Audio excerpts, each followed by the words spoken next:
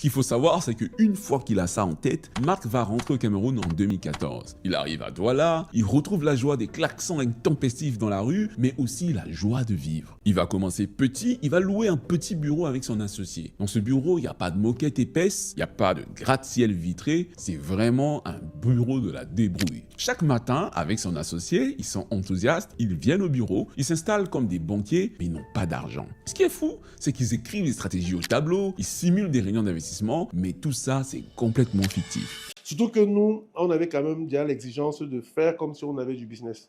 Parce que je disais aux gars, Oui, forcément, oui. pour développer les réflexes, non, c'est pas parce qu'il n'y a pas d'achat de marché qu'on ne va pas faire comme ça, pas l'achat. Donc, on faisait des meetings d'investissement, mais dans du virtuel, quoi. Tu vois, on faisait des meetings d'investissement, on avait les comités. Il se dit, et si on plaçait 2 milliards ici, alors dans 10 ans, ça donnerait ça. Il fait des plans sous la comète, mais en réalité, il n'y a pas un seul franc CFA à gérer. Au démarrage, ils ont besoin de structurer administrativement, de créer un back-office, un middle, un front-office. Donc, ils ont quelques collaborateurs qui payent tant bien que mal. Ça avance comme ça, les collaborateurs sont payés, mais il y a un des collaborateurs qui va décourager. Il va décider de lâcher l'affaire. Il va claquer la porte en leur disant droit dans les yeux: vous jouez aux riches, mais vous n'avez rien. Moi, je pars, j'ai besoin d'un vrai boulot, pas d'un boulot où on s'amuse à simuler des placements d'argent.